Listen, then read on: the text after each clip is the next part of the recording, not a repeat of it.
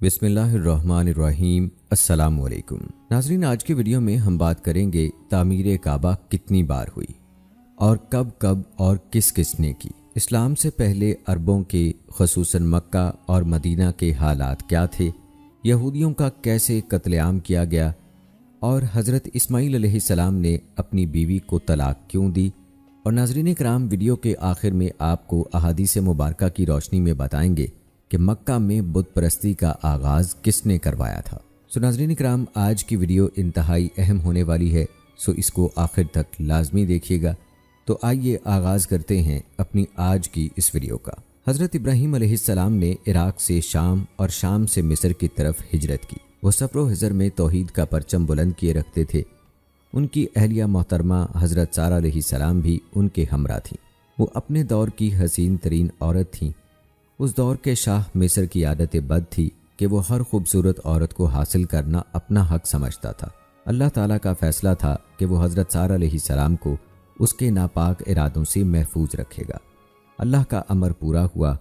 حضرت سارہ علیہ السلام نہ صرف اللہ کی حفاظت میں محفوظ و مامون رہیں، بلکہ وہ اس بدبخت کے ہاں سے ایک خادمہ بھی لے آئیں۔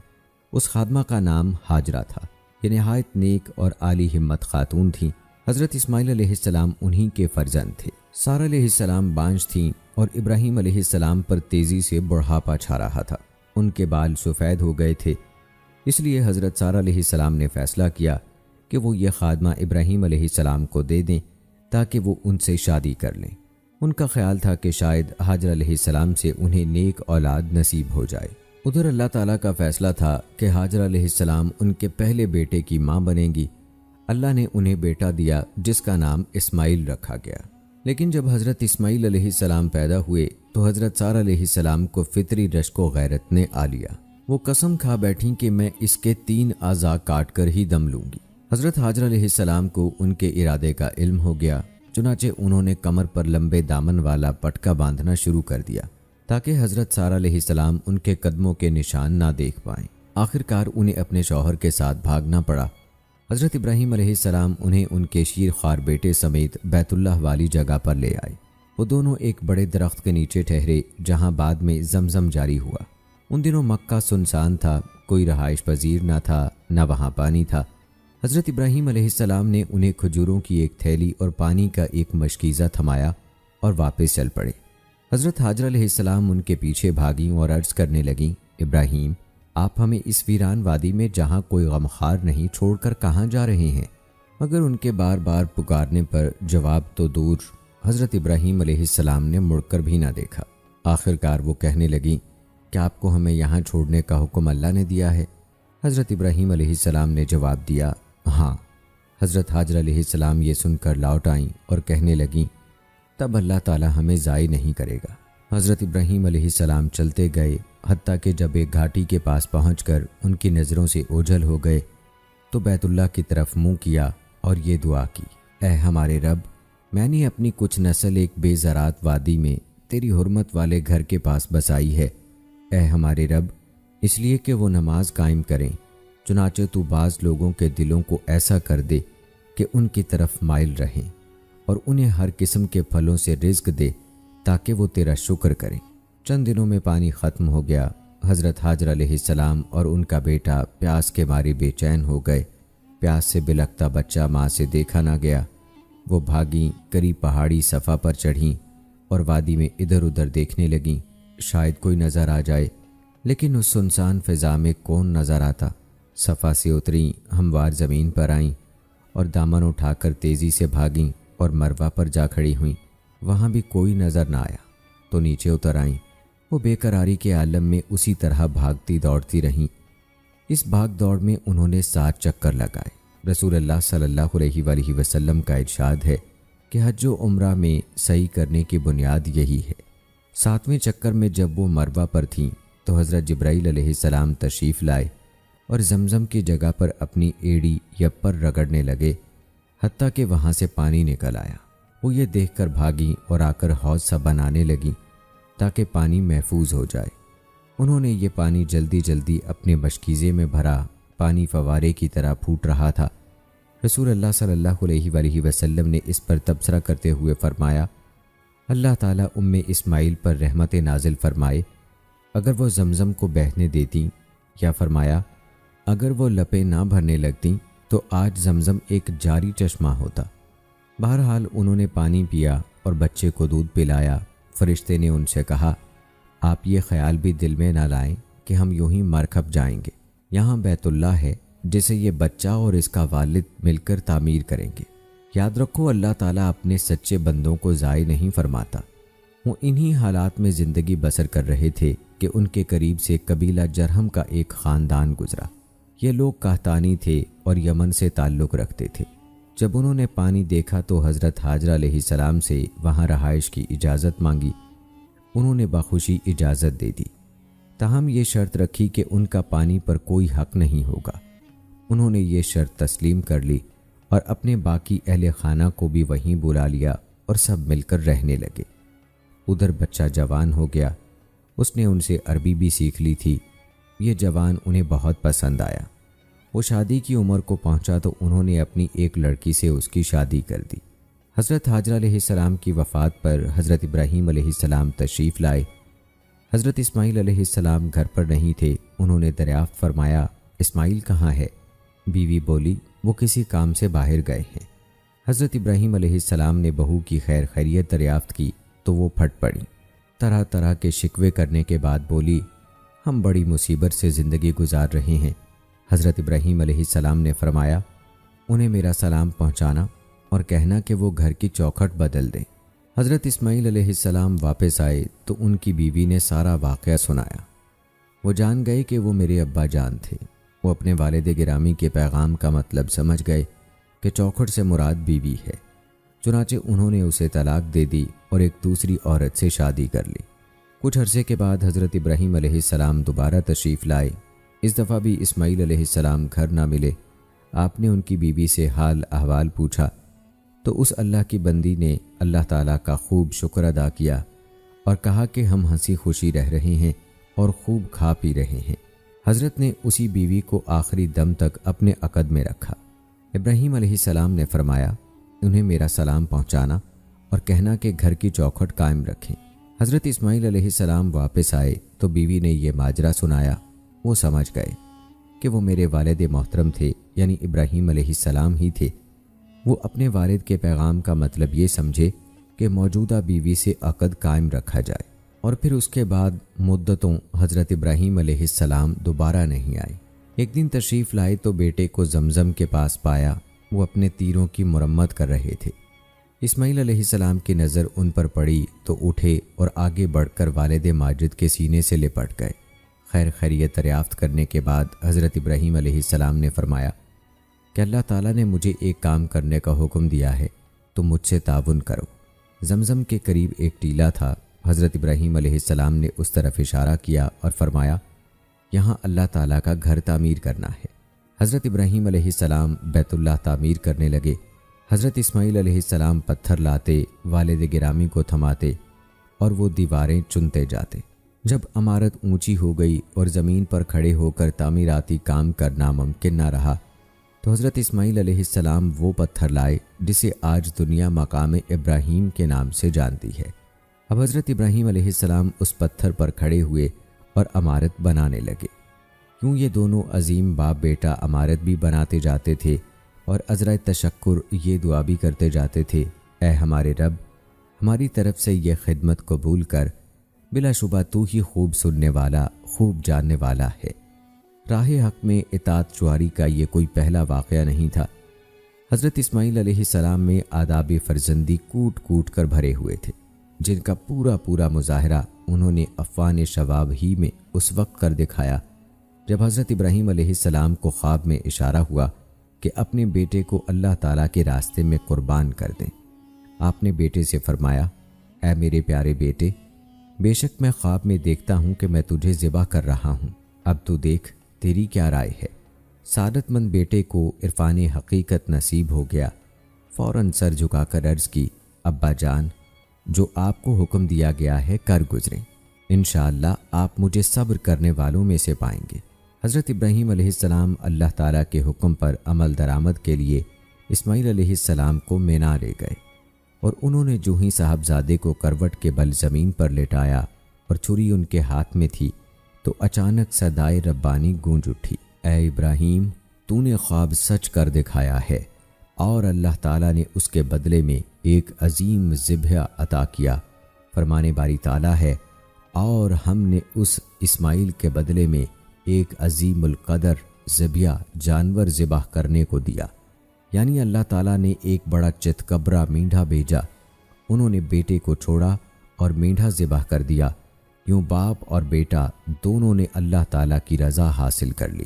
جب حضرت ابراہیم علیہ السلام اور حضرت اسماعیل علیہ السلام بیت اللہ کی تعمیر سے فارغ ہوئے تو اللہ تعالیٰ نے حضرت ابراہیم علیہ السلام کو حکم دیا کہ لوگوں میں حج کا اعلان کریں، اور لوگوں میں حج کا اعلان کرو، وہ تیرے پاس ہر دور دراز کے راستے سے پیدل چل کر اور دبلے پتلے اونٹوں پر سوار ہو کر آئیں گے۔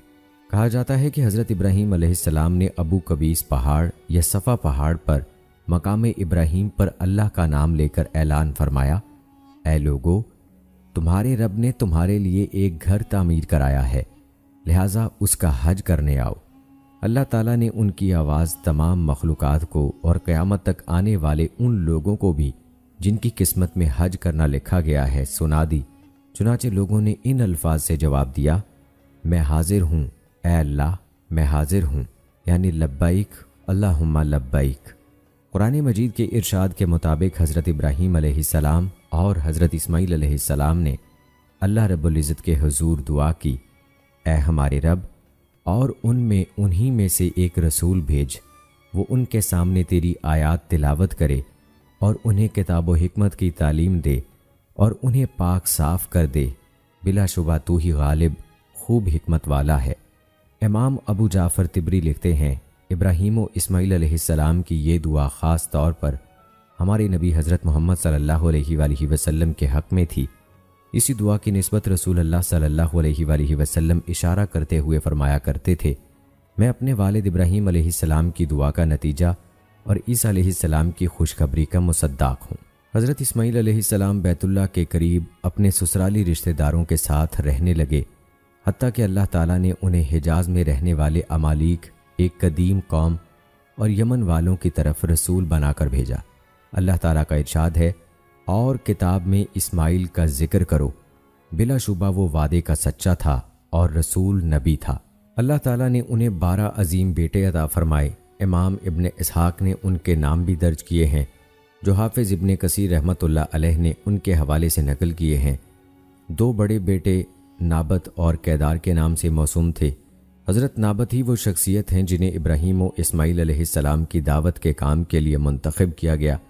بعض نامعلوم وجوہات کی بنا پر نابت اور عدنان کے درمیان اس زیریں سلسلے کی کڑیاں گمنام ہیں۔ نابت اور عدنان کے درمیان 6 پشتیں بتائی جاتی ہیں، یہ سب حرم مکی ہی میں رہتے تھے، اس کے باوجود ان کے نام محفوظ نہیں ہو سکے۔ رسول اللہ صلی اللہ علیہ وآلہ وسلم نے عدنان تک اپنے نسب کی تصدیق فرمائی ہے، البتہ عدنان سے اسماعیل علیہ السلام تک کے سلسلے کے بارے میں اختلاف ہے۔ جب حضرت اسماعیل علیہ السلام فوت ہو گئے تو انہیں ان کی والدہ کے پہلو میں حتیم والی جگہ میں دفن کر دیا گیا۔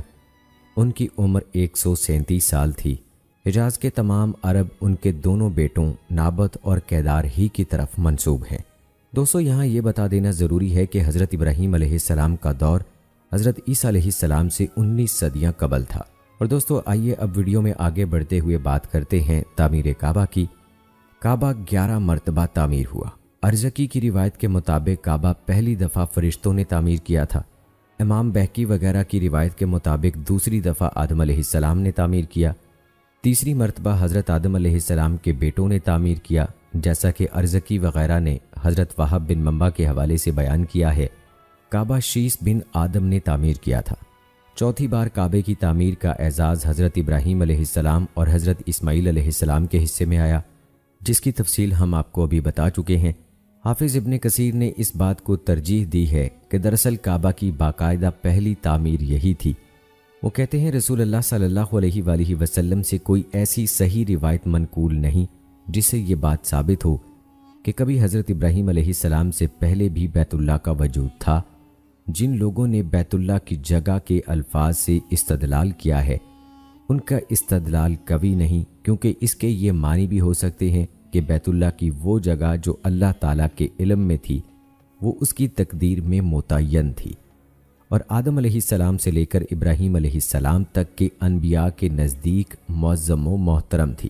لیکن علامہ شامی نے حافظ ابن کثیر رحمۃ اللہ علیہ کی اس عبارت پر تبصرہ کرتے ہوئے لکھا ہے، حافظ ابن کثیر کی یہ بات تسلیم نہیں کی جا سکتی کیونکہ اس کے بارے میں بہت سے آثار منقول ہیں۔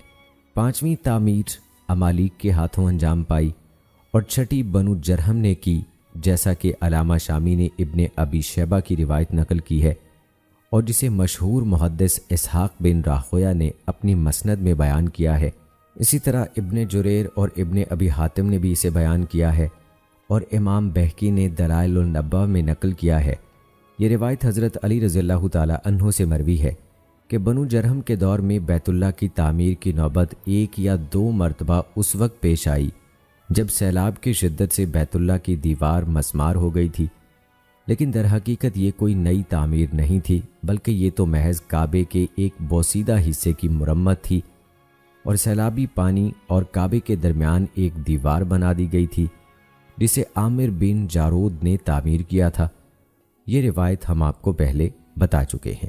اور دوستو، 7ویں دفعہ اسے نبی اکرم صلی اللہ علیہ وآلہ وسلم کے جد امجد قصہ بن کلاب نے تعمیر کیا۔ 8ویں دفعہ کعبہ قریش نے تعمیر کیا۔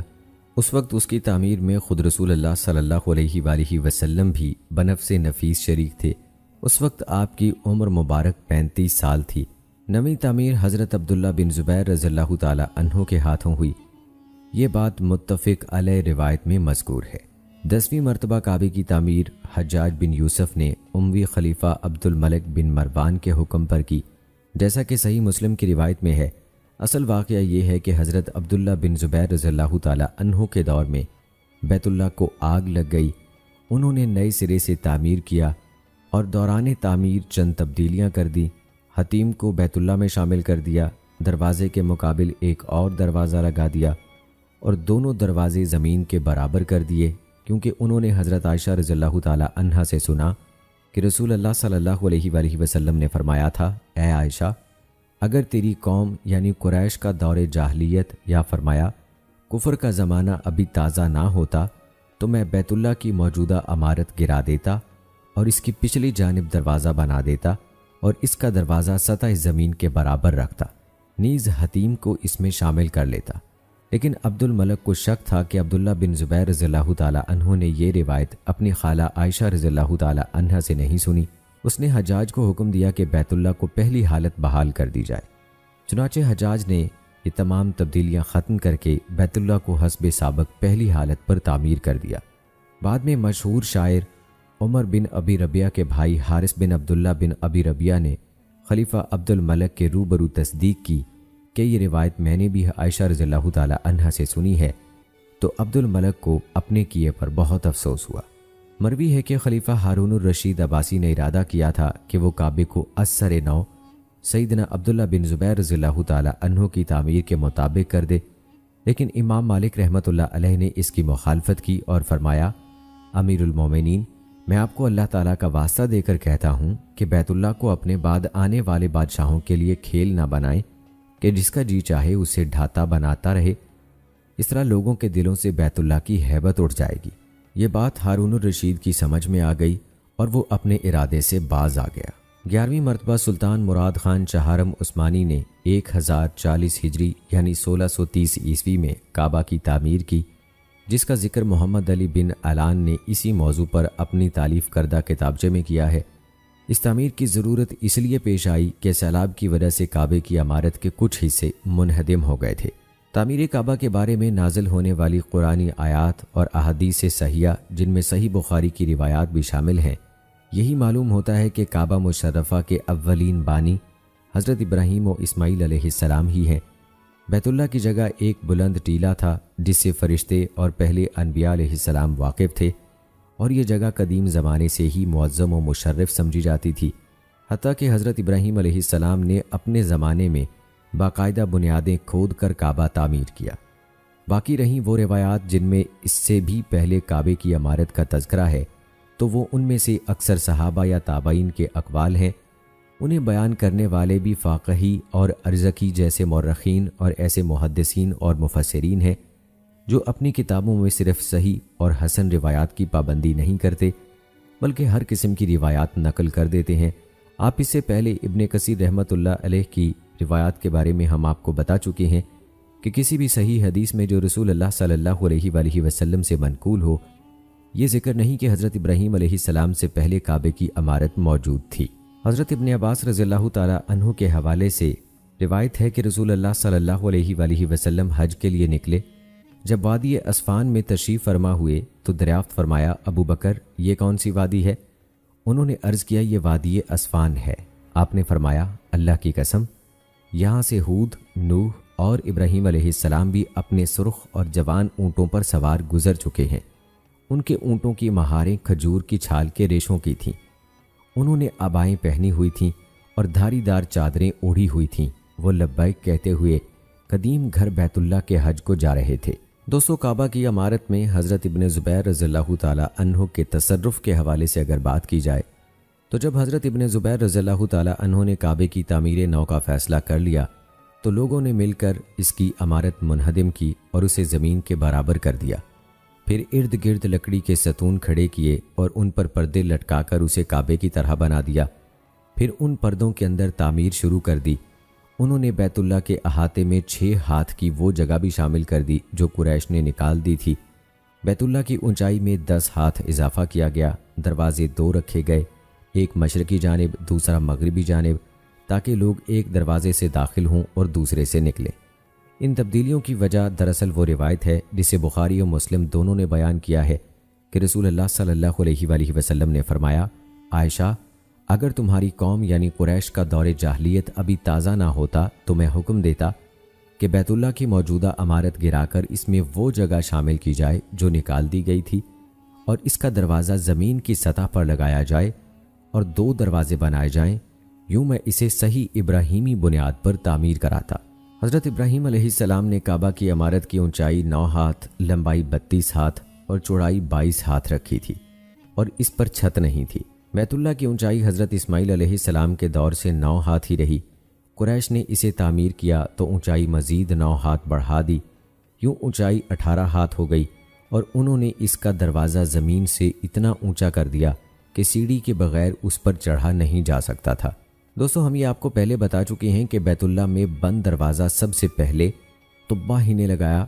طبہ کے بارے میں اگر آپ کو بتائیں تو یمن کے حمیری حکمرانوں میں دوسرے دور کے بادشاہ جو ہیں ان کو طبہ کہا جاتا تھا۔ حضرت عبداللہ بن زبیر رضی اللہ تعالی عنہ نے تعمیر نو کرتے وقت بیت اللہ کی اونچائی میں مزید 9 ہاتھ کا اضافہ کر دیا۔ اس طرح بیت اللہ کی اونچائی 27 ہاتھ ہو گئی۔ یہ اونچائی اب تک اتنی ہی ہے۔ ابتدا میں مسجد حرام کی کوئی دیوار نہیں تھی اور ہر طرف لوگوں کے گھر تھے۔ حضرت عمر بن خطاب رضی اللہ تعالی عنہ نے حجاج اور زائرین کی بہتات اور جگہ کی تنگی دیکھی تو ارد گرد کے قریبی گھر خرید کر مسجد میں شامل کر دیے اور مسجد کو کشادہ کر کے اس کے ارد گرد قد آدم دیوار بھی بنا دی اور اس پر روشنی کا باقاعدہ انتظام کیا۔ پھر حضرت عثمان رضی اللہ تعالی عنہ نے مزید تنگی محسوس کرتے ہوئے بہت سے اور گھر خرید کر حرم میں مزید توسیع کی۔ حضرت عبداللہ بن زبیر رضی اللہ تعالی عنہ نے بھی اپنے دور میں ایسے ہی توسیع کی۔ اس وقت سے خلفاء اور حکمران وقتاً فوقتاً حرم میں توسیع کرتے رہے ہیں۔ اب سعودی حکومت نے بے مثال توسیع کی ہے۔ اللہ تعالیٰ اس حکومت کو جزائے خیر عطا فرمائے، آمین۔ دوستو، اگر خانہ کعبہ کے مختلف حصوں کی بات کی جائے تو مقام ابراہیم ایک اہم حصہ ہے۔ مقام ابراہیم سے مراد وہ پتھر ہے جس پر کھڑے ہو کر حضرت ابراہیم علیہ السلام کعبے کی عمارت تعمیر کرتے رہے، جبکہ دیواروں کی اونچائی ان کی قامت سے بلند ہو گئی تھی۔ اس پتھر پر آپ کے قدموں کے نشانات ثبت ہو گئے اور اسلام کے ابتدائی دور تک یہ نشانات برقرار رہے تھے، مگر لوگوں کے بکثرت چھونے اور متواتر ہاتھ لگاتے رہنے کی وجہ سے قریب قریب محو ہو گئے۔ اسی مقام ابراہیم کے بارے میں ابو طالب کہتے تھے، حضرت ابراہیم علیہ السلام نے جوتوں کے بغیر ننگے پاؤں کھڑے ہو کر کعبے کی دیواریں چینی۔ پتھر پر حضرت ابراہیم علیہ السلام کے بغیر جوتے کے قدموں کے نشانات دیکھو جو ابھی تک تر و تازہ ہیں۔ وہ پتھر ان کے پاؤں کے نیچے نرم پڑ گیا تھا۔ روایت ہے کہ قدیم زمانے سے حضرت عمر رضی اللہ تعالی عنہ کے دور خلافت تک مقام ابراہیم کعبہ کی دیوار سے متصل رکھا ہوا تھا۔ حضرت عمر رضی اللہ تعالی عنہ نے طواف کرنے اور مقام ابراہیم کے پاس نماز پڑھنے والوں کی آسانی کے لیے اسے بیت اللہ سے کچھ دور رکھوا دیا۔ دیگر صحابہ نے بھی حضرت عمر رضی اللہ تعالی عنہ کے اس اقدام کو مستحسن سمجھا۔ دوستو، ہم آپ کو پہلے بتا چکے ہیں کہ مقام ابراہیم کے قریب نماز پڑھنے کا حکم حضرت عمر رضی اللہ تعالی عنہ کی رائے کی موافقت میں نازل ہوا۔ اس کا پس منظر یہ ہے کہ ایک موقع پر حضرت عمر رضی اللہ تعالی عنہ نے رسول اللہ صلی اللہ علیہ وآلہ وسلم سے درخواست کی کہ اے اللہ کے رسول، میری خواہش ہے کہ ہم طواف کے بعد مقام ابراہیم کے پاس نماز پڑھا کریں۔ اس پر اللہ تعالیٰ نے حکم نازل فرمایا، اور تم مقام ابراہیم کو جائے نماز بناؤ۔ یہاں ایک اور حقیقت کی وضاحت بھی ضروری ہے دوستو، کہ حضرت ابراہیم علیہ السلام نے مسجد اقصی بھی تعمیر کی تھی، اور یہ بھی کہا گیا کہ حضرت یعقوب علیہ السلام نے مسجد اقصی کی بنیاد رکھی تھی۔ رسول اللہ صلی اللہ علیہ وآلہ وسلم کی ایک حدیث کے مطابق بیت اللہ اور بیت المقدس یعنی مسجد اقصی کی تعمیر کے درمیان 40 سال کا فرق تھا۔ باقی رہی وہ حدیث جو امام نسائی رحمۃ اللہ علیہ نے بیان کی ہے کہ مسجد اقصی حضرت سلیمان بن داؤد علیہ السلام نے تعمیر کی، تو دراصل اس حدیث میں تعمیر سے مراد اس کی تجدید ثانی ہے۔ امام سیوطی، حافظ ابن قیم اور حافظ ابن حجر عسقلانی رحمۃ اللہ علیہ نے یہی بات کہی ہے۔ دوستو، یہ تھا تذکرہ خانہ کعبہ کی تعمیر کے حوالے سے۔ آئیے اب ویڈیو میں بڑھتے ہوئے بات کرتے ہیں بعثت نبوی کے وقت عرب کے عام حالات کی۔ 6 اور 7ویں صدی عیسوی میں انسانیت جہالت کے گھٹا ٹوپ اندھیروں میں ڈوبی ہوئی تھی۔ ہر طرف بت پرستی، خرافات، عصبیت، اندھی تقلید، طبقاتی تفریق، سیاسی مفاسد اور معاشرتی خرابیوں کا دورہ تھا۔ نیکی اور خیرخواہی کے جذبات منہ چھپاتے پھرتے تھے۔ انبیاء و مرسلین کی صحیح تعلیمات باقی نہیں رہی تھیں، اور فطری رویوں پر قائم حکماء اور مصلحین کی کوششیں بے اثر تھیں۔ یہ ساری صورتحال رسول اللہ صلی اللہ علیہ وآلہ وسلم نے اپنے ایک مختصر جملے میں یوں عیاں کر دی ہے: اللہ تعالیٰ نے روئے زمین پر بسنے والے لوگوں کو دیکھا تو کیا عرب کیا عجم، اللہ تعالیٰ کو کوئی فرد پسند نہیں آیا سوائے اہل کتاب میں سے گنتی کے چند افراد کے جو تحریف سے پاک اپنے دین حق پر قائم تھے۔ دوستو، ویڈیو میں آگے چل کر ہم تفصیل کے ساتھ جزیرہ نما عرب کے حالات بیان کریں گے، تاکہ یہ اندازہ ہو جائے کہ اس وقت رسول اللہ صلی اللہ علیہ وآلہ وسلم کی رسالت اور آپ کی تعلیمات عالیہ کی ضرورت کس قدر ناگزیر تھی۔ اس کے ساتھ ہم رسالت مآب صلی اللہ علیہ وآلہ وسلم کے قائم کردہ بلند پایہ اخلاقی معیار اور اس کی مبادیات کا ذکر بھی کریں گے، کیونکہ یہی وہ مبارک سرمایہ ہے جس کی بدولت اعلیٰ انسانی شرافتوں کی تشکیل ہوئی اور انسانی تہذیب و تمدن کو 4 چاند لگ گئے۔ آئیے اب بات کرتے ہیں یمن کی حکومت کی۔ یمن میں عربوں کی سب سے قدیم نسل قوم سبا آباد تھی۔ اس قوم کا ذکر قرآن کریم میں بھی موجود ہے۔ اس قدیم قوم کی ترقی، عروج اور اقتدار کا دور 1100 سال تک دراز رہا۔ 300 عیسوی میں یہاں قبیلہ حمیر کی حکومت قائم ہوئی۔ پھر یمن کا دور انحطاط شروع ہوا اور قحطانی قبائل دوسرے علاقوں کی طرف نقل مکانی کرنے لگے۔ یمن میں اسلامی اثر و نفوذ سے پہلے 270 سال شدید اضطراب اور خانہ جنگی کی حالت میں گزرے، جس کی بنا پر دوسری قوموں کو ان کی آزادی سلب کرنے کے مواقع مل گئے۔ رومی افواج عدن میں داخل ہو گئیں اور ان کی مدد سے حبشی 340 عیسوی میں پہلی مرتبہ یمن پر قابض ہوئے۔ بنو ہمدان اور بنو حمیر کی باہمی چپکلش سے انہوں نے فائدہ اٹھایا اور ان کا یہ تسلط 378 عیسوی تک قائم رہا۔ بعد ازاں یمن کو آزادی نصیب ہوئی، لیکن 450 عیسوی یا 451 عیسوی میں اللہ تعالیٰ نے انہیں سیل ارم یعنی سیلاب کی شکل میں ایسے آشوب سے دوچار کیا جس کی زد میں آ کر مارب کا بند یعنی ڈیم ٹوٹ گیا۔ اس ڈیم سے ان کی خوشحالی وابستہ تھی، یہ ان کی سرکشی، فساد، کجروی اور ناسپاسی کی سزا تھی۔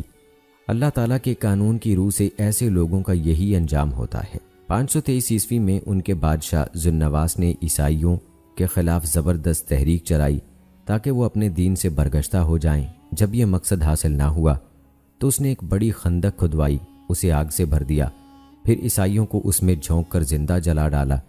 قرآن کریم کی سورہ بروج کی ان آیات میں اس واقعے کی طرف اشارہ ہے جن کا ترجمہ ہے: ہلاک کیے گئے خندقوں والے، ان خندقوں میں آگ تھی ایندھن والی۔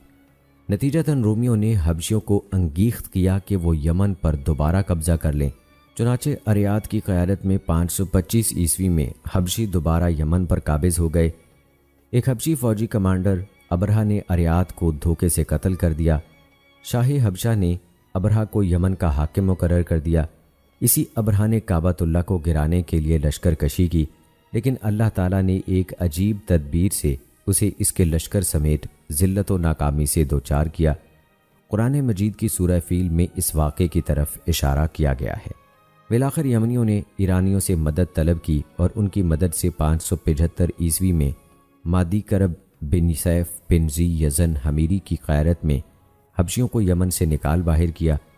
ایرانیوں نے مادی کرب کو ان کا بادشاہ بنا دیا، لیکن اس سے یہ غلطی ہوئی کہ اس نے حبشیوں کا ایک دستہ اپنی خدمت کے لیے رکھ لیا۔ انہوں نے موقع پا کر اسے قتل کر دیا۔ اس کی موت سے اس کے خاندان کی حکومت ختم ہو گئی اور شاہ ایران کسریٰ نے ایک ایرانی گورنر مقرر کر کے یمن کو ایرانی حکومت میں شامل کر لیا۔ آخری ایرانی گورنر حضرت بازان رضی اللہ تعالی عنہ تھے، جنہوں نے 628 عیسوی میں اسلام قبول کر لیا۔ ان کے مشرف با اسلام ہوتے ہی یمن سے ایرانی حکومت کا خاتمہ ہو گیا۔ یہ جمادی الاول 7 ہجری کا واقعہ ہے۔ دوستو، مکہ مکرمہ حجاز کا ایک شہر ہے۔ حجاز میں کبھی کوئی ایسا مضبوط سیاسی ڈھانچہ قائم نہیں ہوا جسے حکومت کا نام دیا جا سکے۔ یہاں مختلف شہر تھے جن میں سے ہر ایک کا اپنا اپنا سیاسی نظام تھا جو بادشاہی کی بجائے سرداری نظام کے زیادہ قریب تھا۔ حجاز کے مشہور شہر مکہ، یثرب اور طائف تھے۔ ہم نے آپ کو پہلے مکہ کی ابتدائی آبادی کی کچھ تاریخ بتائی۔ وہاں کے اصلی رہائشی بنو جرہم تھے۔ بعض مورخین کا خیال ہے کہ ان سے قبل یہاں امالیک رہتے تھے، لیکن وہ اندرون مکہ کی بجائے ارد گرد کے علاقوں میں مقیم تھے۔ حضرت اسماعیل علیہ السلام کے بعد بنو جرہم حرم کا تقدس برقرار نہ رکھ سکے۔ ان کے دور میں ظلم و فساد کا دورہ رہا۔ ان میں سے بہت سے لوگوں نے کعبہ کا وہ مال بھی لوٹ لیا جو عذرائے عقیدت لوگ کعبہ کو بھیجتے تھے۔ کہا جاتا ہے کہ انہی کے دور میں زمزم کا پانی بھی خشک ہو گیا تھا، بلکہ بحر زمزم کے نشانات تک مٹ گئے تھے۔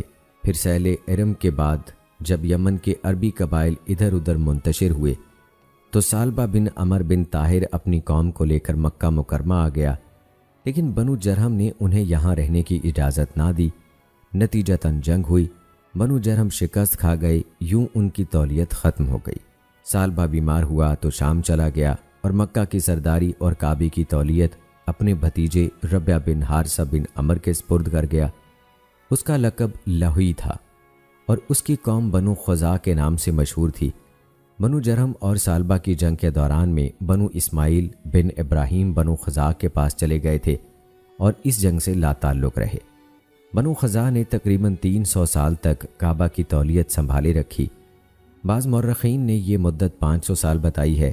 اس دور میں قریش بنو کنانہ میں جہاں بھی ان کے سینگ سمائے رہتے رہے، حتیٰ کہ قصا نے قریش کی قیادت سنبھالی اور پورے قبیلے کو منظم کیا اور بیت اللہ کی تولیت حاصل کرنے کے لیے خزاع سے جنگ شروع کر دی۔ اس جنگ میں بنو قزاع نے قصا کی مدد کی۔ عرب کے دوسرے قبائل بھی اس جنگ میں شامل ہو گئے۔ آخر کار اس شرط پر جنگ رکی کہ غیر جانبدار حکم تولیت کا فیصلہ کریں گے۔ فیصلے کی روح سے قصا تولیت کعبہ کے زیادہ حقدار قرار پائے۔ اس وقت سے عربوں میں قریش کا مرتبہ بڑھ گیا اور وہ عربوں کی عقیدت کا مرکز بن گئے۔ قصا نے مکہ مکرمہ کی زمین قریش کے مختلف خاندانوں میں بانٹ دی اور انہیں ان کی مقررہ جگہوں پر ٹھہرایا۔ تولیت کی تمام ذمہ داریاں مثلاً حجابہ، سقایا یعنی پانی پلانا، صدانہ یعنی خدمت، لوا یعنی جھنڈا قصا کے ہاتھ میں تھیں۔ انہوں نے باہمی تنازعات کے فیصلے اور ظلم و تعدی روکنے کے لیے دارالندوہ قائم کیا۔ دارالندوہ کی پنچایت کے سربراہ قصا ہی تھے۔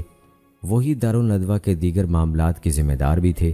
انہوں نے قریش کے ہر خاندان پر سالانہ ٹیکس لگایا جس سے وہ نادار حاجیوں کو کھانا اور دیگر ضروریات فراہم کرتے تھے۔ جب قصا بوڑھے ہو گئے تو انہوں نے مندرجہ بالا تمام ذمہ داریاں اور مناصب اپنے بڑے بیٹے عبدالدار کے سپرد کر دیں۔ عبدالدار کی زندگی تک تو کام چلتا رہا۔ جب عبدالدار اور ان کے بھائی عبد مناف، عبد شمس اور عبدالعزیٰ فوت ہو گئے تو ان کے اولاد میں ان عہدوں کی تقسیم پر اختلاف ہو گیا۔ ان کے 2 گروہ بن گئے، ایک گروہ بنو عبدالدار کا اور دوسرا بنو عبد مناف کا۔ بنو عبد مناف نے حلف اٹھاتے وقت اپنے ہاتھ خوشبو سے بھرے پیالے میں ڈالے اور کعبہ کی دیواروں پر لگائے۔ عربی زبان میں خوشبو کو طیب کہتے ہیں، یوں خوشبو میں ہاتھ ڈال کر حلف اٹھانے والوں کو مطیبین کے لقب سے یاد کیا گیا۔ بنو عبدالدار اور ان کے حلیفوں نے اپنے ہاتھ خون سے بھرے پیالے میں ڈبوئے اور کعبہ کی دیواروں پر لگائے، ان کو احلاف کا لقب حاصل ہوا۔ جنگ کا شدید خطرہ پیدا ہو گیا، مگر آخرکار اس معاہدے پر صلح ہو گئی کہ حجاج کی خدمت گزاری اور پانی پلانے کی ذمہ داری بنو عبد مناف اور ان کے حلیفوں کو ملے گی، اور حجابہ یعنی دربانی کا منصب، جھنڈا اور دارالندوہ بنو عبدالدار کے پاس رہیں گے۔ بنو عبد مناف کو ملنے والے اعزازات اور عہدے ہاشم اور ان کے بھائی عبد الشمس میں یوں تقسیم ہوئے کہ سقایا اور حجاج کی میزبانی ہاشم کو ملی اور جنگ میں قیادت کا منصب عبد الشمس کو ملا۔ جب لوگوں کی نظر میں ہاشم کا مرتبہ بہت بلند ہو گیا تو ان کا بھتیجا امیہ بن عبد الشمس ان سے حسد کرنے لگا اور اس نے ان سے رفادہ کا عہدہ چھیننے کی کوشش کی، مگر منہ کی کھائی۔ اس کی قوم کے بعض افراد نے اس کی شدید مذمت کی، اس پر وہ اور زیادہ مشتعل ہوا اور پہلے سے بڑھ کر حسد کرنے لگا۔ ہاشم کی وفات کے بعد ان کے بھائی مطلب نے سقایا اور رفادہ کے عہدے سنبھالے۔ مطلب کی وفات کے بعد ان کے بھتیجے جناب عبد المطلب جانشین قرار پائے۔ جب وہ انتقال کر گئے تو حضرت عباس بن عبد المطلب رضی اللہ تعالی عنہ ان عہدوں پر فائز ہوئے۔ رسول اللہ صلی اللہ علیہ وآلہ وسلم نے فتح مکہ کے بعد دونوں عہدوں پر انہی کو فائز رکھا۔ بنو عبدالدار نسل در نسل حجابہ، لوا اور دارالندوہ کی سربراہی کے وارث بنتے رہے۔ فتح مکہ کے بعد رسول اللہ صلی اللہ علیہ وآلہ وسلم نے حجابہ کے عہدے پر انہی کو مامور رکھا اور کعبہ مشرفہ کی چابی حضرت عثمان بن طلحہ کے سپرد فرما دی، جو آج تک انہی کی نسل کے ہاتھ میں ہے۔ بعض مفسرین کا قول ہے کہ یہ آیت اسی سلسلے میں نازل ہوئی، بے شک اللہ تمہیں حکم دیتا ہے کہ تم امانتیں ان کے حقداروں کو واپس کر دو۔ دوستو، یہ تھی تفصیل کچھ مکہ مکرمہ کے حوالے سے۔ آئیے اب بات کرتے ہیں مدینہ منورہ کے حوالے سے۔ تو بتاتے چلیں کہ پہلے یہاں عمالقہ رہتے تھے، پھر بعض یہودی قبائل ان پر غالب آ گئے اور وہاں رہنے لگے۔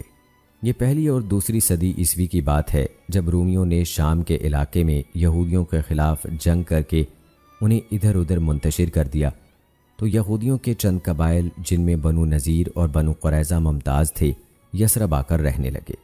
معرب کا بند یعنی ڈیم ٹوٹنے کے بعد اوس اور خزرج کے قبائل بھی یمن چھوڑ کر یہیں آ بسے۔ کچھ عرصے تک یہودی اور اوس و خزرج نہ صرف اتفاق سے رہتے رہے بلکہ باہم معاہدے کر کے ایک دوسرے کے حلیف بھی بن گئے تاکہ ایک دوسرے سے کوئی خطرہ نہ رہے۔ لیکن جب اوس اور خزرج کی شان و شوکت میں اضافہ ہونے لگا تو یہودی سارے معاہدے پسے پشت ڈال کر ان پر چڑھ دوڑے۔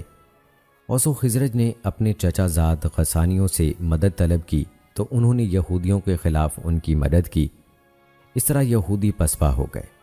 اوس و خزرج بھی شروع میں اتفاق سے رہتے رہے، لیکن بعد میں ان کے درمیان بھی طویل جنگوں کا سلسلہ شروع ہو گیا، جن میں عموماً خزرج ہی غالب آتے رہے۔ بنو اوس نے بنو خزرج کے خلاف قریشیوں سے حلفیانہ معاہدہ کرنے کی کوشش کی، مگر وہ کامیاب نہ ہو سکے۔ مجبوراً انہوں نے بنو قریظہ اور بنو نذیر سے معاہدہ کر لیا۔ بنو خزرج کو یہ بات معلوم ہوئی تو انہوں نے یہودیوں سے وضاحت طلب کی۔ یہودیوں نے کہہ دیا کہ ہمیں تمہاری باہمی جنگوں سے کوئی دلچسپی نہیں۔ بنو خزرج نے ان سے 40 جوان مانگ لیے تاکہ وہ بطور ضمانت ان کے پاس رہیں۔ یہودیوں نے یہ مطالبہ مان لیا۔ جب ان کے جوان خزرج کے قابو میں آ گئے تو انہوں نے یہودیوں کو الٹیمیٹم دے دیا کہ یثرب خالی کر دو ورنہ ہم تمہارے جوان قتل کر دیں گے۔ یہود یثرب سے نکل جانے پر تیار ہو گئے، لیکن کعب بن اسد کرزی نے انہیں قائل کر لیا کہ وہ یثرب نہ چھوڑیں چاہے جوان قتل کر دیے جائیں، اور ایسا ہی ہوا۔ بنو خزرج نے ان کے 40 جوانوں کو تہود طے کر ڈالا۔ یہودی طیش میں آ گئے، وہ اعلانیہ اوس کے حلیف بن گئے اور جنگ باس میں ڈٹ کر اوس کا ساتھ دیا۔ اس جنگ میں اوس غالب رہے۔ انہوں نے بنو خزرج کی بڑی تعداد قتل کر کے اگلے پچھلے سارے بدلے لے لیے۔ بالآخر دونوں فریق صلح پر آمادہ ہو گئے اور دونوں نے طے کر لیا کہ عبداللہ بن ابی ابن سلول خزرجی کی سرکردگی میں حکومت قائم کی جائے جو یثرب کے معاملات کنٹرول کرے۔ ابھی وہ اس کی تیاریوں میں ہی تھے کہ رسول اللہ صلی اللہ علیہ وآلہ وسلم ہجرت کر کے مدینہ یعنی یثرب تشریف لے آئے اور یثرب کے تمام باشندے اسلام کے جھنڈے تلے آ گئے۔ عبداللہ بن ابی کے لیے یہ صورتحال بڑی روح فرسا تھی، لیکن جنگ بدر کے بعد اس کے لیے اس کے سوا کوئی چارہ کار نہ رہا کہ ظاہری طور پر وہ بھی دار اسلام میں داخل ہو جائے۔ بعد کے واقعات سے صاف پتہ چلتا ہے کہ وہ پکا منافق تھا۔ عبداللہ بن ابی کے نفاق پر تمام محدثین، مفسرین اور مورخین متفق ہیں۔ البتہ اوس کا سردار ابو عامر بن صفی بن نعمان، جو غسیل ملائکہ ابو حنظلہ کا والد تھا، بدستور کفر پر قائم رہا۔ وہ مدینے سے نکل بھاگا اور مکہ چلا گیا، وہاں سے طائف کی راہ لی اور پھر رومیوں کے پاس شام جا پہنچا۔ وہ ہر ممکن کوشش کرتا رہا کہ اسلام کو ختم کر دے۔ اس نے دور جاہلیت میں رہبانیت اختیار کر لی تھی، چنانچہ لوگ اسے راہب کہتے تھے۔ رسول اللہ صلی اللہ علیہ وآلہ وسلم نے فرمایا، اسے راہب نہ کہو بلکہ فاسق کہو۔ جب غزوہ احد کا تذکرہ آئے گا تو انشاءاللہ اس کی تفصیلات ہم آپ کو مزید بتائیں گے۔ دوستو، اگر طائف کی بات کی جائے تو طائف وج کے نام سے معروف تھا۔ وج بن عبدالحی وہاں رہنے والے عمالقہ میں سے ایک شخص کا نام تھا۔ اس کے نام پر طائف کو بھی وج کہتے تھے۔ پھر وادی قرا سے قبیلہ حوازن اٹھ کر یہاں آ گیا اور ان کے سردار قصہ بن منبع بن بکر بن حوازن نے وج قبیلے کے سردار عامر ادوانی کی بیٹی سے شادی کر لی۔ بعد میں یہی قصی ثقیف کے نام سے مشہور ہوا۔ جب ان لوگوں کی آبادی بڑھ گئی تو انہوں نے دیوار بنا کر وج کو قلعے کی شکل دے دی۔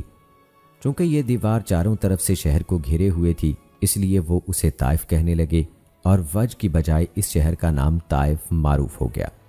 جب اسلام کا ظہور ہوا تو بنو ثقیف دو گروہوں میں بٹے ہوئے تھے، ایک کو بنو مالک اور دوسرے کو احلاف کہتے تھے۔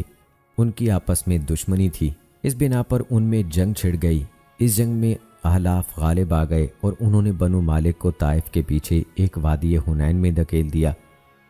بنو مالک نے اپنی جنگی قوت مضبوط کرنے کے لیے بعض قریبی قبائل سے حلیفانہ معاہدے کرنے کی سوچی اور احلاف کے خلاف دوش اور خصم کے حلیف بن گئے، لیکن اس کے بعد ان کے مابین کوئی بڑی جنگ نہیں ہوئی۔ دوستو، اگر بات کی جائے جزیرہ نمائے عرب میں عربوں کی دینی حالت کی تو بنو خزاع تقریباً 300 سال یا بقول بعض مورخین 500 سال تک کعبہ کے متولی رہے، لیکن یہ نہایت ملعون لوگ ثابت ہوئے کیونکہ انہی کے دور میں ان کے سردار عمر بن لہی کی وجہ سے حجاز میں بت پرستی کی لعنت شروع ہوئی، جبکہ اس سے پہلے یہاں بت پرستی کا نام و نشان تک نہ تھا۔ ایک موقع پر عمر بن لہی شام گیا، وہاں اس نے علاقہ بلقاء میں مواب، جو آج کل اردن کا ایک علاقہ ہے، اس مقام پر عمالیق کو بتوں کی پوجا کرتے دیکھا۔ اس نے اس پوجا کی وضاحت چاہی، انہوں نے جواب دیا کہ یہ بتوں کی عبادت کا طریقہ ہے، ہم ان کی عبادت اس لیے کرتے ہیں کہ جب ہم ان سے بارش مانگتے ہیں تو یہ بارش برساتے ہیں، ہم ان سے مدد طلب کرتے ہیں تو یہ ہماری مدد کرتے ہیں۔ یہ سن کر احمق عمر بن لوہی نے ان سے ایک بت مانگ لیا۔ انہوں نے اسے حبل نامی ایک بت دے دیا۔ وہ اسے مکہ لے آیا، اسے ایک جگہ نصب کر دیا اور لوگوں کو اس کی عبادت اور تعظیم کا حکم دیا۔ عمر بن لوہی ان کا غیر متنازع سردار تھا، اس لیے اہل مکہ نے اس کے حکم کی تعمیل کی۔ مزید برآں بنو اسماعیل دوسرے شہروں میں جا کر بسنے لگے۔ وہ جہاں جاتے اپنے ساتھ حرم کا کوئی پتھر بھی لے جاتے اور جس جگہ قیام کرتے وہیں پتھر رکھ کر اس کے گرد طواف کرنے لگتے۔ یہ معاملہ آہستہ آہستہ اس حد تک پہنچ گیا کہ وہ جس خوبصورت پتھر کو دیکھتے اس کی پوجا کرنے لگتے۔ بعد میں آنے والی نسلیں بھی بت پرستی کی روش پر قائم رہیں اور دین ابراہیمی کی تعلیمات کو بھلا دیا گیا۔ دومت الجندل میں بنو کلب بن وبرہ کا بت ود نسب تھا۔ روحات مقام پر بنو حزیل کا بت سوا تھا۔ بنو طے کے قبیلے بنو انم اور بنو مزہج کے جرش میں رہنے والے لوگوں کا بت یاغوث تھا، جو جرش میں نسب تھا۔ ہمدانی قبیلے بنو خیوان کا بت یاؤق اور حمیری قبیلہ ذوالکلاء کا بت نصر تھا۔ یہ بت وہی تھے جن کی پوجا حضرت نوح علیہ السلام کی قوم کرتی تھی۔ اللہ تعالیٰ نے قرآن مجید میں اس کا ذکر ان الفاظ میں فرمایا ہے، اور انہوں نے کہا تم ہرگز اپنے معبودوں کو نہ چھوڑنا اور نہ کبھی ود کو چھوڑنا اور نہ سوا کو اور نہ یاغوث، یاؤق اور نصر کو، اور انہوں نے بتوں کو گمراہ کیا۔ غرض اسماعیل علیہ السلام کی نسل نے دین ابراہیمی کو فراموش کر دیا اور ان بتوں کی پوجا شروع کر دی۔ بنو خولان کا بھی ایک بت تھا جسے وہ اما انشا یا امانیس کہتے تھے اور اپنے جانوروں اور کھیتوں میں سے اس کا حصہ مقرر کرتے تھے۔ انہی کے بارے میں اللہ تعالیٰ نے فرمایا ہے، اور انہوں نے اس میں سے اللہ کے لیے ایک حصہ ٹھہرایا جو اس نے کھیتی اور چوپایوں کی شکل میں پیدا کیا۔ کنانہ کے ایک قبیلے بنو ملکان کا بھی ایک بت تھا جس کا نام سعد تھا۔ دوس قبیلے میں عمر بن ہمہمہ دوسی کا ایک الگ بت تھا۔ قریش نے مقام زمزم پر حبل کے ساتھ ساتھ اصاف اور نائلہ نامی بت بھی رکھے ہوئے تھے۔ وہ ان کے پاس اونٹ ذبح کرتے تھے۔ حضرت عائشہ رضی اللہ تعالی عنہا فرماتی ہیں، ہم تو یہی سنتے آئے ہیں کہ اصاف اور نائلہ جرہم قبیلے کے مرد و عورت تھے۔ ان دونوں نے کعبہ میں بدکاری کی تو اللہ تعالیٰ نے انہیں پتھر بنا دیا۔ ان بڑے بتوں کے علاوہ ہر گھرانے میں کوئی نہ کوئی بت موجود تھا جس کی تمام اہل خانہ عبادت کرتے تھے۔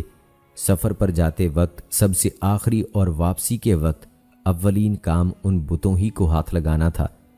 جب اللہ تعالیٰ نے حضرت محمد صلی اللہ علیہ وآلہ وسلم کو توحید کا پیغام دے کر بھیجا تو ان لوگوں نے آپ صلی اللہ علیہ وآلہ وسلم کے بارے میں بڑی حیرت سے کہا کہ اس نے تمام معبودوں کو ایک معبود بنا دیا، یہ تو بڑی ہی تعجب کی بات ہے۔ صحیح بخاری میں ابو رجا اتاردی سے روایت ہے، انہوں نے کہا ہم زمانہ جاہلیت میں پوجا کے لیے جب کوئی پتھر نہ پاتے تو مٹی کا ایک ڈھیر ہی بنا لیتے تھے، پھر ایک بکری لاتے اور اس ڈھیر پر بکری کا دودھ دھوتے، پھر اس کے گرد طواف کرتے تھے۔ حافظ ابن کثیر نے بہت سی صحیح احادیث کے حوالے سے بتایا ہے کہ عربوں میں بت پرستی کا رواج عمر بن لوہی نے ہی ڈالا تھا۔ عرب اس کے پیچھے لگ گئے اور گمراہی میں جا پڑے۔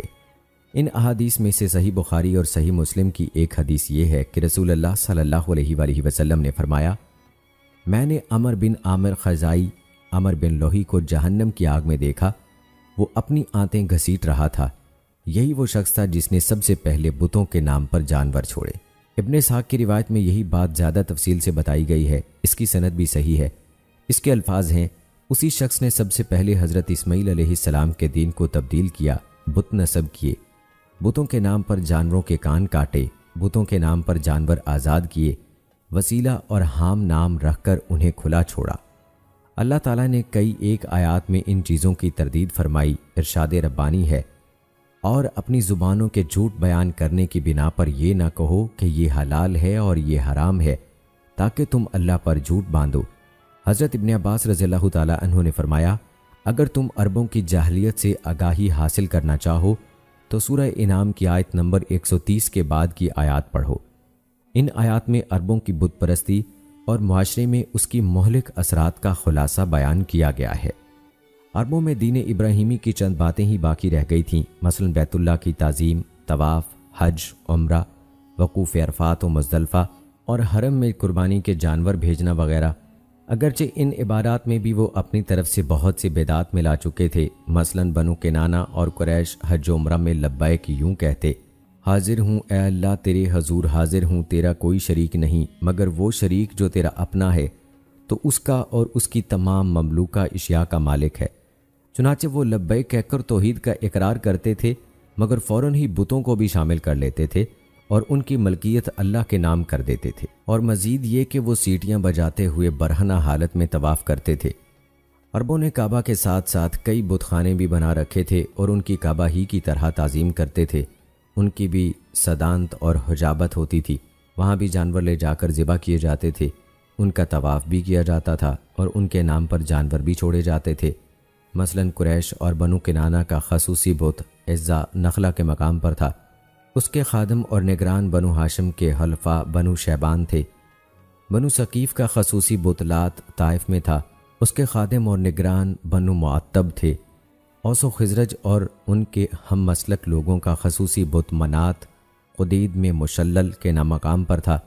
قرآن مجید نے ان بتوں کی طرف اشارہ کیا، تم مجھے لات اور عزا کی خبر دو اور تیسری دیوی منات کی جگہ جو گھٹیا ہے۔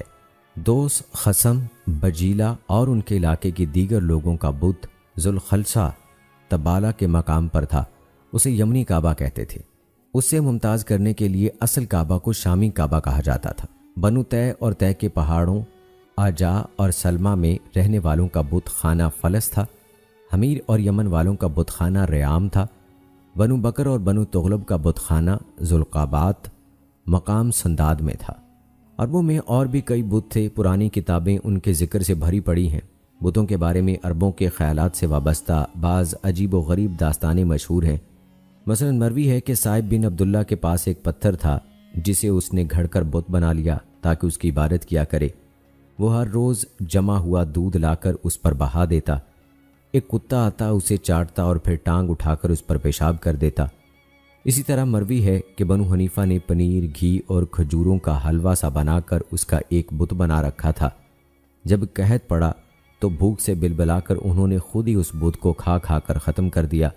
بنو تمیم کے ایک آدمی نے انہیں شیروں میں یوں شرم دلائی، بنو حنیفہ نے اپنی کلاشی اور بھوک کی بنا پر اپنے ہی رب کو کھا لیا۔ عرب علاقوں میں بت پرستی کے ساتھ ساتھ ستاروں اور سیاروں کی عبادت بھی کی جاتی تھی، خصوصاً ہران، بحرین اور صحرائی علاقے میں یہ وبا عام تھی۔ یہ بھی منقول ہے کہ مکہ میں ابو قبسہ نامی ایک شخص تھا جو شیرا ستارے کی پوجا کرتا تھا، بلکہ اس نے قریش کو بھی اس کی ترغیب دلائی تھی، حتیٰ کہ یہ عبادت لخم، خزاع اور قریش کے بعض قبائل میں بھی رواج پائی گئی تھی۔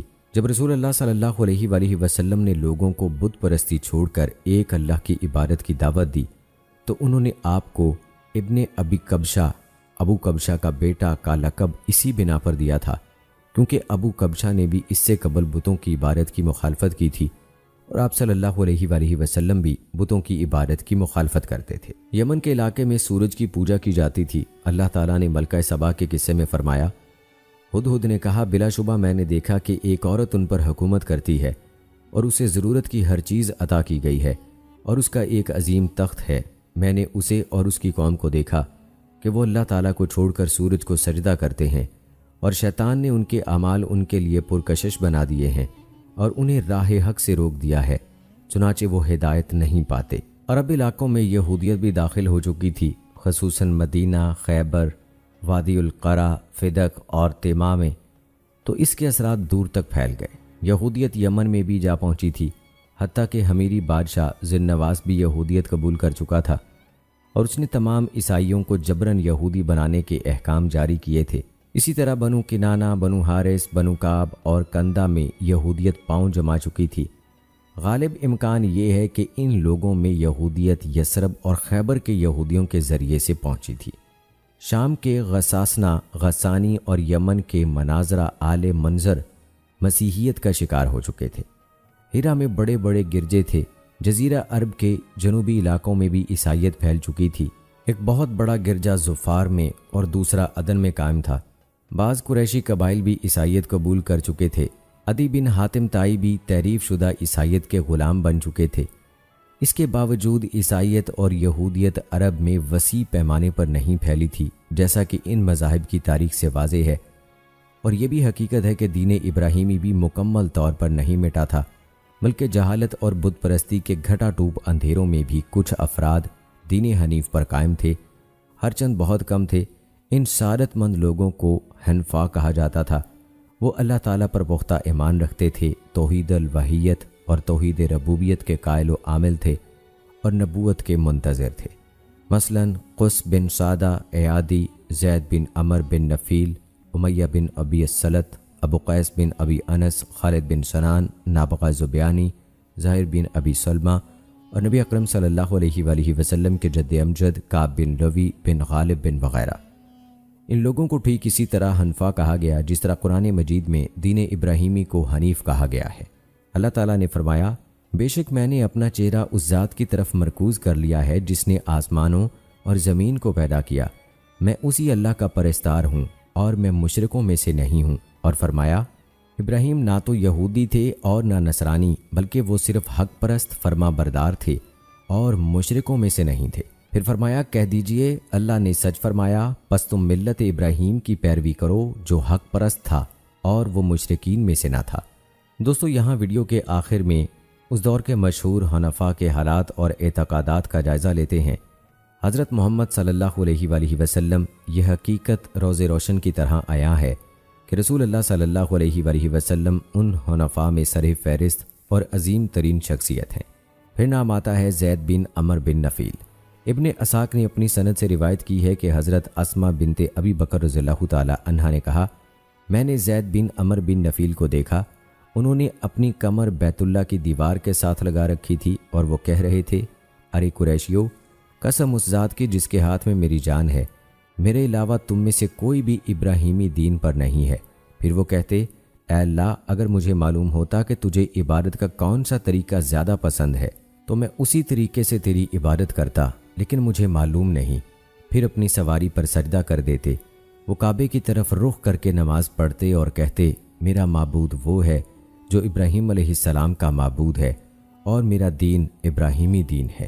وہ زندہ درگور کی جانے والی بچیوں کو بچانے کی بڑی کوشش کرتے تھے۔ جب کوئی شخص اپنی بیٹی کو قتل کرنے لگتا تو وہ اس سے کہتے اسے قتل نہ کر، میرے سپرد کر دے، میں اس کی پرورش کروں گا، جب یہ بالغ ہو جائے گی تو پھر چاہے تو لے لینا یا چاہے مجھے دے دینا۔ امام بخاری رحمۃ اللہ علیہ نے حضرت عبداللہ بن عمر رضی اللہ تعالی عنہ کے حوالے سے بیان کیا ہے، زید بن عمر بن نفیل صحیح دین کی جستجو میں شام کی طرف نکل گئے۔ وہاں ایک یہودی عالم سے ملے اور اس نے ان کے دین کے بارے میں پوچھا تاکہ اسے اختیار کر سکیں۔ وہ کہنے لگا آپ ہمارے دین پر آنا چاہیں تو آپ کو اپنے حصے کے مطابق اللہ تعالیٰ کا غضب قبول کرنا پڑے گا۔ زید کہنے لگے میں تو اللہ کے غضب سے بچنے کے لیے مارا مارا پھر رہا ہوں، میں اللہ تعالیٰ کا غضب برداشت نہیں کر سکتا، کیا آپ مجھے کوئی اور دین بتا سکتے ہیں؟ وہ کہنے لگا میرے علم کے مطابق تو وہ دین حنیف ہی ہو سکتا ہے۔ زید کہنے لگے حنیف کیا ہے؟ وہ کہنے لگا ابراہیم علیہ السلام کا دین۔ وہ یہودی تھے نہ عیسائی، وہ اللہ تعالیٰ کے سوا کسی کی عبادت نہیں کرتے تھے۔ زید وہاں سے نکلے تو ایک عیسائی عالم سے ملاقات ہو گئی، اس سے بھی وہی باتیں ہوئیں جو یہودی عالم سے ہوئی تھیں۔ جب زید نے دیکھا کہ یہ دونوں دین ابراہیم ہی کی بات کرتے ہیں تو وہ چل پڑے، باہر سر راہ آ گئے، دونوں ہاتھ اٹھائے اور کہنے لگے اے اللہ میں تجھے گواہ بنا کر کہتا ہوں کہ میں حضرت ابراہیم علیہ السلام کے دین پر ہوں۔ زید قریش کا ذبح کیا ہوا جانور کھانے سے انکار کر دیتے تھے، فرماتے تھے میں اس جانور کا گوشت نہیں کھا سکتا جسے تم اپنے آستانوں پر ذبح کرتے ہو، میں تو صرف وہی جانور کھا سکتا ہوں جس پر اللہ تعالیٰ کا نام لیا گیا ہو۔ وہ غیر اللہ کے نام پر جانور ذبح کرنے کی وجہ سے قریش کی شدید مذمت کرتے ہوئے فرماتے تھے بکری کو اللہ نے پیدا فرمایا، اس کے لیے آسانی سے پانی اتارا اور زمین سے نباتات اگائیں، پھر بھی تم اسے غیر اللہ کے نام پر ذبح کرتے ہو۔ وہ اسے بہت قبیح جرم خیال کرتے تھے اور اس کا سختی سے انکار کرتے تھے۔ کچھ دوسری احادیث بھی ہیں، وہ گرچہ ضعیف سندوں سے مروی ہیں مگر ایک دوسری کے موافق ہونے کی وجہ سے اور صحیح بخاری کی احادیث کی تائید کے باعث حسن الغیرہ کے درجے تک پہنچ جاتی ہیں۔ فرمایا وہ میرے اور حضرت عیسیٰ علیہ السلام کے درمیان اکیلے ایک امت کی حیثیت سے اٹھائے جائیں گے۔ آپ نے یہ بھی فرمایا میں جنت میں داخل ہوا تو میں نے 2 بڑے درخت دیکھے جو زید بن عمر کی ملکیت تھے۔ حضرت زید کو رسول اللہ صلی اللہ علیہ وآلہ وسلم سے شرف ملاقات حاصل ہوا تھا، لیکن وہ آپ کی بعثت سے پہلے ہی اللہ تعالیٰ کو پیارے ہو گئے۔ ورقہ بن نوفل، روایت ہے کہ ورقہ بن نوفل بھی صحیح دین کی تلاش میں حضرت زید بن عمر بن نفیل کے ساتھ گئے تھے۔ تلاش و جستجو سے تھک کر وہ عیسائی ہو گئے، مگر حضرت زید نے سوائے دین ابراہیمی کے کسی دین کو پسند نہیں کیا۔ نبی کریم صلی اللہ علیہ وآلہ وسلم نے نبوت ملنے سے پہلے کے زمانے میں ایک دن حضرت خدیجہ رضی اللہ تعالی عنہا سے کہا مجھے کچھ روشنی سی نظر آتی ہے، مجھے خطرہ ہے کہیں یہ جنوں کی کارستانی نہ ہو۔ انہوں نے آپ کو اطمینان دلایا، پھر آپ کو ورقہ بن نوفل کے پاس لے گئیں اور ساری بات بیان کی۔ ورقہ کہنے لگے اگر یہ بات سچی ہے تو یہ وہی فرشتہ ہے جو حضرت موسیٰ علیہ السلام پر اترا کرتا تھا۔ اگر یہ میری زندگی میں نبی بن گئے تو میں ان کی حمایت کروں گا، مدد کروں گا اور ان پر ایمان بھی لاؤں گا۔ ورقہ بن نوفل کا مفصل تذکرہ اور ان کے اسلام قبول کرنے کے سلسلے میں وارد شدہ احادیث کے حوالے انشاءاللہ ہم اپنی کسی اور ویڈیو میں شامل کریں گے۔ توحید اور بعثت بعد الموت، موت کے بعد جی اٹھنے کے موضوع پر ان کے نہایت عمدہ اشعار بہت سارے منقول ہیں، انشاءاللہ اپنی کسی اور ویڈیو میں وہ ضرور شامل کریں گے۔ قس بن سعدہ الایادی، حضرت عبادہ بن صامت رضی اللہ تعالی عنہ اور دیگر صحابہ کرام رضوان اللہ مجمعین سے روایت ہے کہ جب بنو ایاد کا وفد رسول اللہ صلی اللہ علیہ وآلہ وسلم کی خدمت میں حاضر ہوا تو آپ نے ان سے قس بن سعدہ کے بارے میں پوچھا۔ انہوں نے بتایا کہ وہ فوت ہو چکے ہیں۔ نبی اکرم صلی اللہ علیہ وآلہ وسلم نے فرمایا میں نے ایک دن عکاظ کے میدان میں انہیں سرخ اونٹ پر سوار بڑی عمدہ اور سحر انگیز گفتگو کرتے سنا تھا، مگر وہ الفاظ میرے ذہن میں نہیں۔ وفد میں سے ایک آدمی نے بتایا کہ اسے وہ الفاظ یاد ہیں اور وہ الفاظ یہ تھے اے لوگو اکٹھے ہو جاؤ، میری بات سنو، جو شخص مر گیا گزر گیا اور جو چیز آنے والی ہے آ کر رہے گی، اندھیری رات، برجوں والا آسمان، ٹھاٹھے مارتا سمندر، جھلملاتے ستارے، جمے ہوئے پہاڑ، اور بہتے دریا دلالت کرتے ہیں کہ آسمانوں میں ان سے بھی بڑے بڑے نشانات ہیں۔ آخر کیا بات ہے کہ لوگ جاتے نظر آتے ہیں مگر واپس کوئی نہیں آتا؟ کیا وہ وہاں مستقل رہنے کے خواہش مند ہیں کہ وہیں ٹک گئے، یا انہیں وہاں رکھ لیا گیا اور وہ وہاں سو گئے؟ اس اللہ تعالیٰ کی ایسی قسم کھاتا ہے جس میں کوئی شک نہیں کہ اللہ تعالیٰ کا اصل دین تم لوگوں کے دین سے بے انتہا اچھا ہے۔ پھر اس کے بارے میں انہوں نے چند اشعار بھی پڑھے۔ حضرت ابن عباس رضی اللہ تعالیٰ عنہ نے یہی واقعہ وفد عبد القیس کی آمد کے حوالے سے بیان کیا۔ قریب تھا کہ امیہ بن ابی سلط مسلمان ہو جاتا۔ ایک روایت کے الفاظ یوں ہیں، شیروں سے تو یوں معلوم ہوتا ہے کہ وہ مسلمان ہونے والا تھا۔ کہا جاتا ہے کہ یہ شخص عیسائی ہو گیا تھا۔ اس نے اپنے اشعار میں توحید اور بعثت بعد الموت کا خوب تذکرہ کیا ہے۔